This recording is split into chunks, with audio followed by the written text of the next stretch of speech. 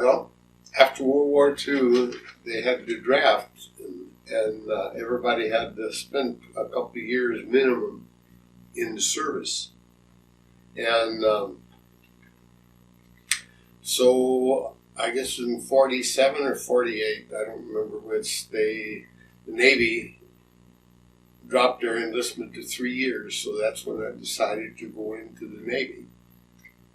And so I joined in October 1948. I went in, and I went to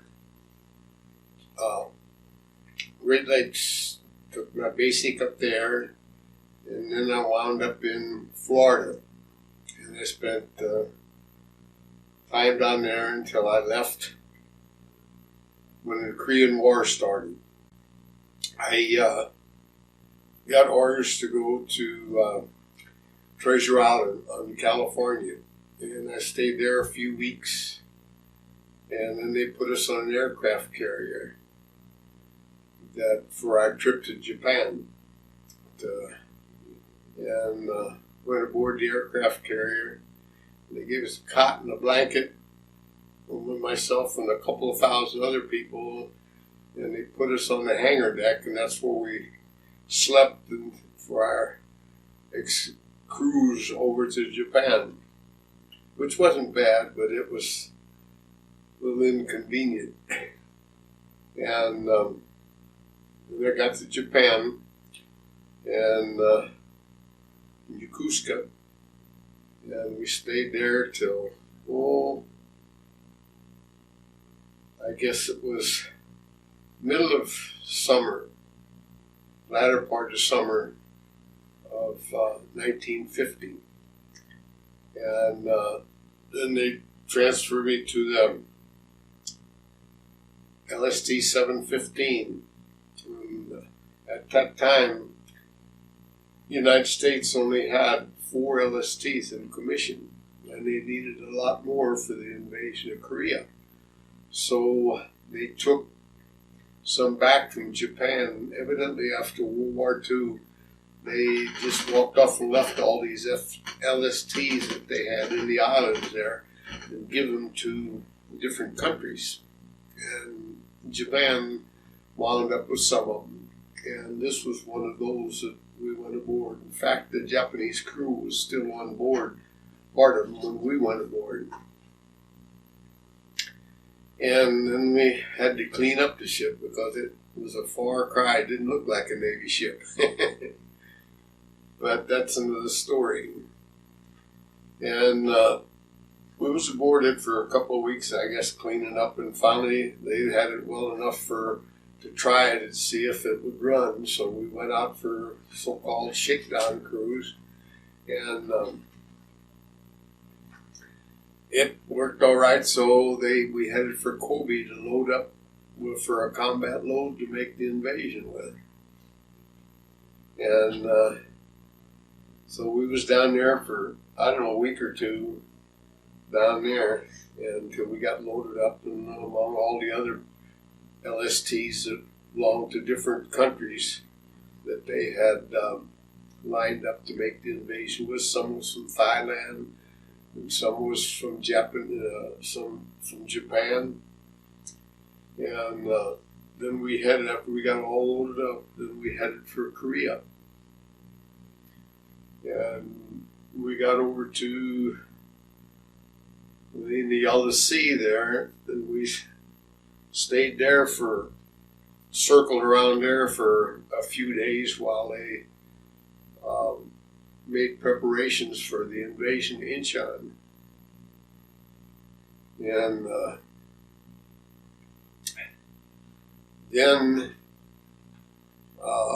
they finally said it was time to go, and that was September the 15th. We went in on the September evening. The 15th was the invasion at 5 o'clock in the evening. We went in on the second wave and unloaded our LVTs, tanks, Army tanks, and dropped them off, and then we headed back out to the outer harbor again and until the next morning. And the next morning we went back into the beach to load the other supplies that we had for the army that we had taken in, the army personnel and the tanks that we had taken in the night before or evening before.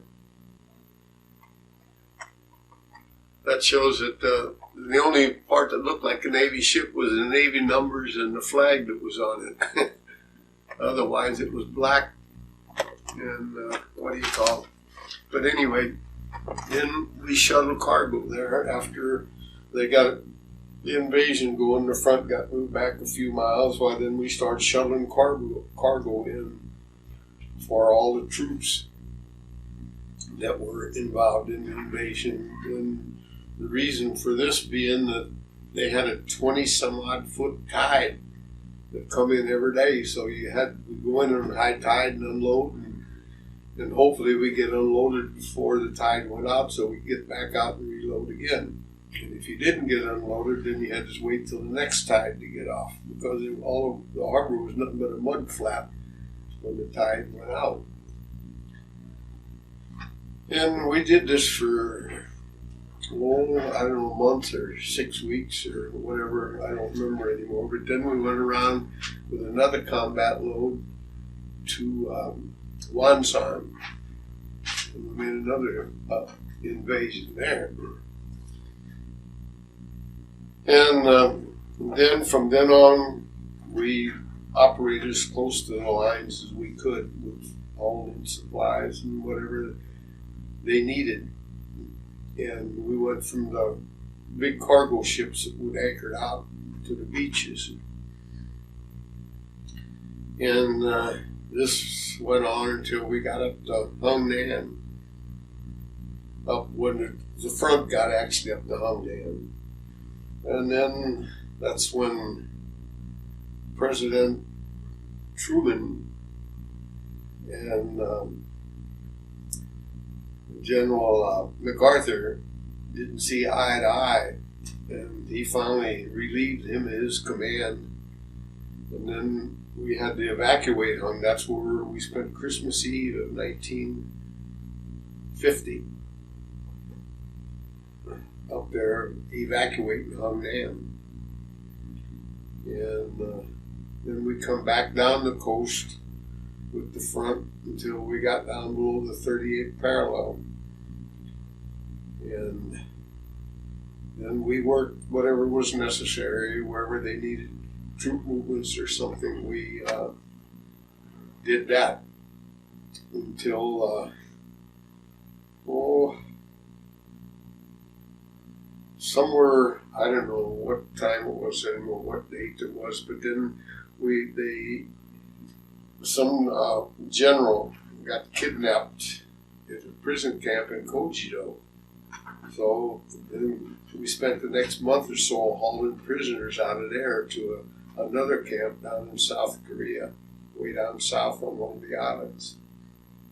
Taking carrying supply, keeping the army supplied, because the big cargo ships couldn't get into the beaches. Mm-hmm. So they had to have something to carry the supplies from the big ships out in the harbors, outer harbors, to the inside. Into the inner harbors. And that's what we did until they brought the troops back down, and then things kind of quieted down for a while until this prison camp arising come up, and that's what we did then. And then after that, then they kind of divided the Koreas. The North Korea was to stay above the 38th parallel, and the South Korea below the 38th parallel. And then we spent the next couple of years, the last part of my enlistment, then from Japan to Korea, doing the same things, or wherever some troop movement was needed to be moved. Well, that's what we done.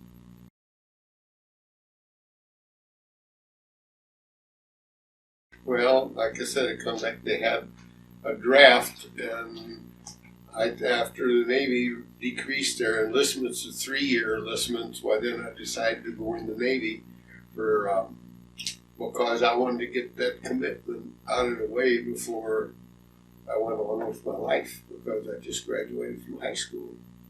So that's the main reason why I went in 48.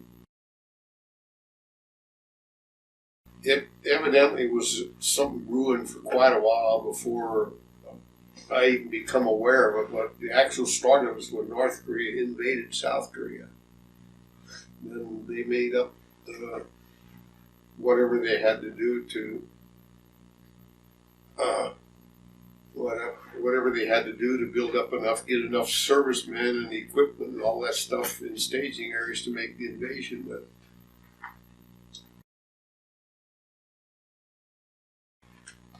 we had a lot of problems because it wasn't a Navy ship, because when we moved aboard, all we took aboard was what we carried in our sea bags.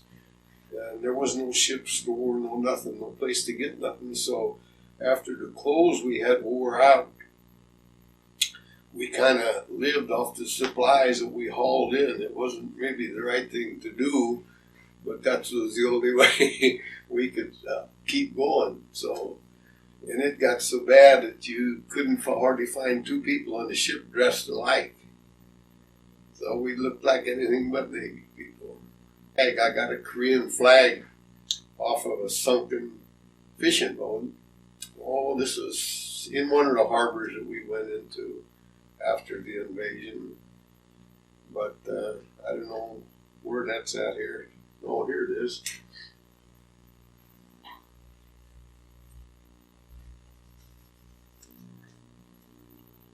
And I took that off of this fishing boat, which had it had a big hole in the side of it where it had sunk. It was about half sunk and half on the land. So I crawled up on it, and the back end was still in the water. And I almost fell off the thing, getting the ship. Our ship was on the beach, maybe 40, 50, 60 yards from it, so all the guys on the ship could see it. And when I almost fell off, why, they laughed and kidded me about that for a long time. But that's one of the other things I remember. And we had a good time, and it was good and bad, but it wasn't too bad. Oh, well, another time we was going into the beach someplace, and there was a sniper hit under the bridge. We heard this little pop, pop noise, and we seen some water spurts. And then we finally decided that a sniper was shooting at us. So me and another person was walking down the deck, and we took a dive in the gun tub, and I overshot my mark a little bit and cracked 2 ribs when I hit an ammunition box inside of the gun tub. But other than that, that's the only problems I had or any injuries I had related to it. Yeah, he was, I think he was some general, I believe. He was going to go in there. He had problems in the prison camp, and he was going to go in there. This is a story I heard when we got up there. Was he had went in there to negotiate with some of these people because of the problems they were having in there, and they kidnapped him. They held him for 3 or 4 days before they finally got him out of there.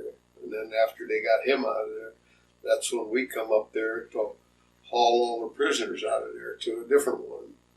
And after we got them all out, we was one of the last ships to pick one of the last loads up. We went over and they had underground tunnels and everything else underground that they had built. And nobody knew it. And we hauled, I don't know how many, we hauled 5 or 6 loads out of there, and we had about 2,000 to a load. So I don't know how many prisoners were in there, but I imagine there's probably 25,000, 30,000 prisoners.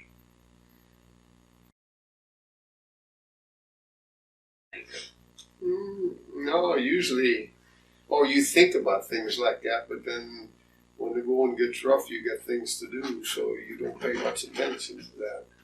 Well, yeah, when we went into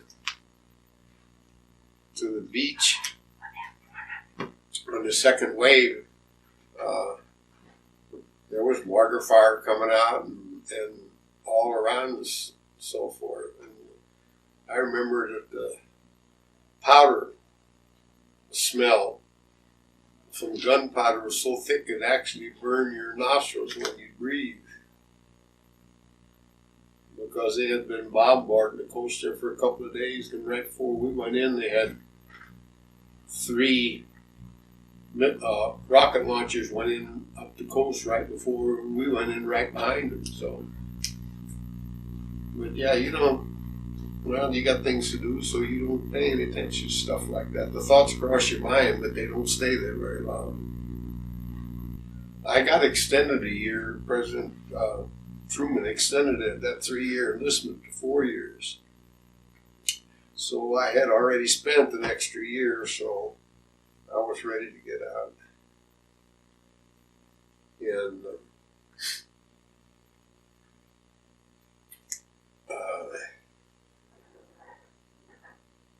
then I come back and I got discharged then in, October. I was only 3 days difference from my 4-year enlistment.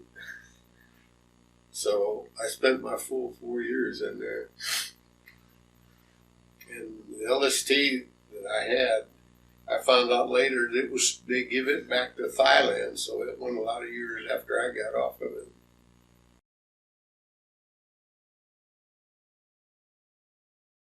Oh, well, my job on the ship was I was a fire control technician, and fire control technician's job is to take care of all the sights and the guns and all, just the electronic part of it. Not the gunner's mates took care of all the mechanical problems, and the rest of it was my job. And wound up, I was the only one on the ship. The last couple of years I was there, last year and a half I was there. And so it was a good job, really, because didn't have a whole lot to do. So I wound up with a few other jobs that really weren't mine. That was taking care of the armory and ordnance storeroom and things like that. But so that's how I filled up my days. There was only a 60-man crew on the ship, so everybody knows everybody. It's just like a big family, It's not like a bigger ship where you only know half the people. On there, you know everybody. Everybody knows everybody. And when we first went aboard, we had a 60-man crew, and then they increased it enough to give it a fourth watch section, where you only stood 1 on. Well, first it was 1 on and 8 off, and then it got to be 1 on and 12 off. But by being a fire control for the first, when they had the 3-section watch, I didn't have any duties when we were at sea, any night duties. I did my daily work, but night I didn't have any watch duties until they put the 4th section on. And that I had that section and get the guys up and fill out the logs and all things like that. But it was good duty. It was rough riding duty, because LSTs, they don't ride very well. They had a flat bottom, so they rock and roll pretty bad.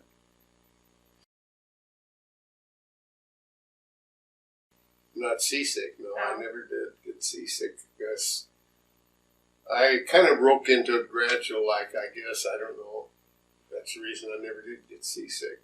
Well, I got a little woozy a few times, but that was because of certain things. It was real hot. I had to get someplace and where there wasn't much air or something. It had to be someplace where there wasn't much air or something. And you get a little woozy, but then go topside for a few minutes and be okay. But as far as getting seasick, no, I never did get seasick.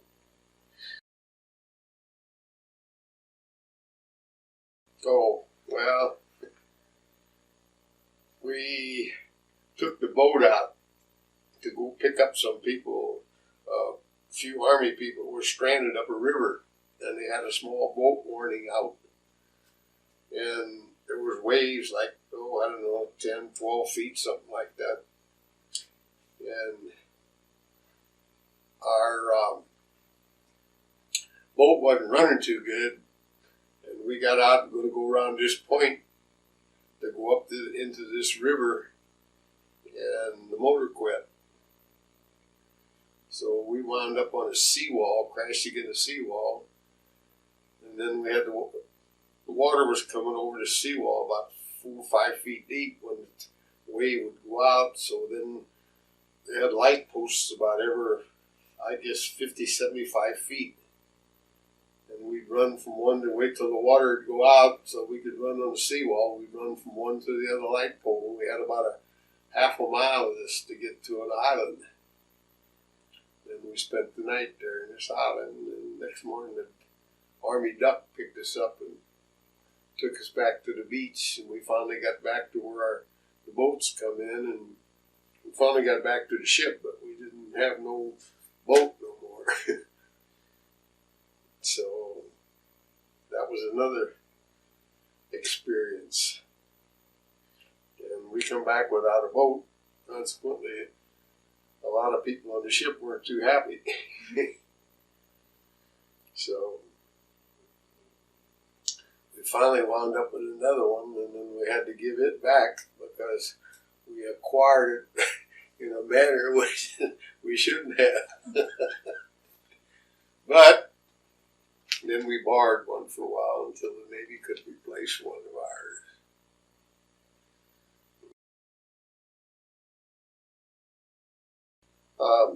Well, yeah, I didn't have any ill feelings or toward the Japanese because all the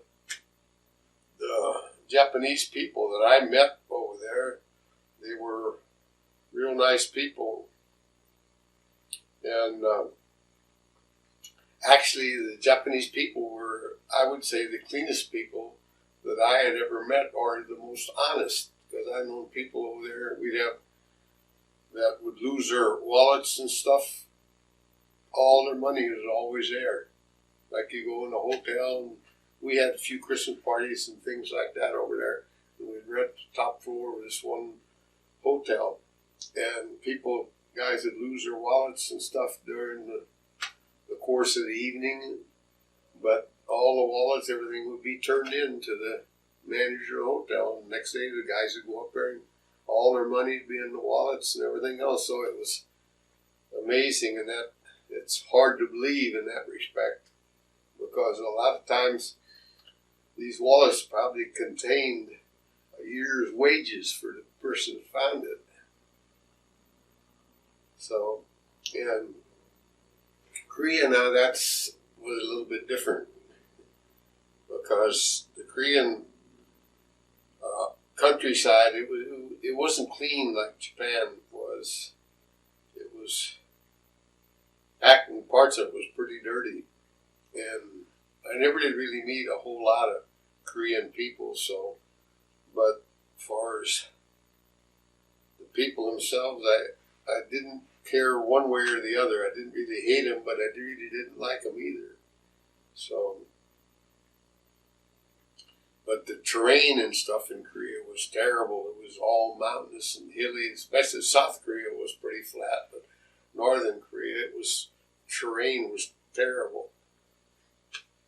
And the cold, it was a heck of a place to be, so I didn't like Korea at all. Well, not too much, because most of I called someone, we kept in touch, but then as the years went by, you drift apart. So, and a lot of there was only a few of us people on the ship that was regular Navy. That most of them were all reserve, and naturally they got rotated out. So there wasn't too many of us. Like I said, there was only about, I don't know, a dozen of us out. That 60-man crew was actually regular Navy. And the rest of them were all belonged to different reserves over the country from different places in the country. So they come from all over. And a lot of them left before my hitch was up on there. And I would have been out sooner, but they kept me back because of an administrative inspection that they had there in California. So that's how come I got delayed up to within 2 days or 3 days of my discharge date when I got to receiving station. Three days, and I got out the day before. So I just rushed me through there in 3 or 4 days. I don't remember. I know it was real quick, so they could get me out before my discharge date. Jobs were pretty hard to find, things when I first got out, so I piddled around, took a little vacation for a while, and finally wound up with in the aircraft industry, and that's where I worked. And that was about that. Stayed there until I retired, so which was a good thing. I learned a lot, right? And I tried to get a job. Well, that's part of the reason why I went in the aircraft. That their airplanes had the same sights we had on our radar, but the what do you call it? The guy interviewed me at the aircraft company. He said he could hire me in and put me to work on them sites, but they were starting to take the guns off the aircraft, so I wouldn't have a job in 6 months down the road. So he hired me for another job, and that's how come I went to work there. And and it's a good thing I did, because it was a few years before they started putting guns back on the airplanes, but there was a 3 years in there they were taking them off because it was in between wars and they didn't need them. And then the Cold War started up and they started arming the planes again, but they come out with a different sight anyway. So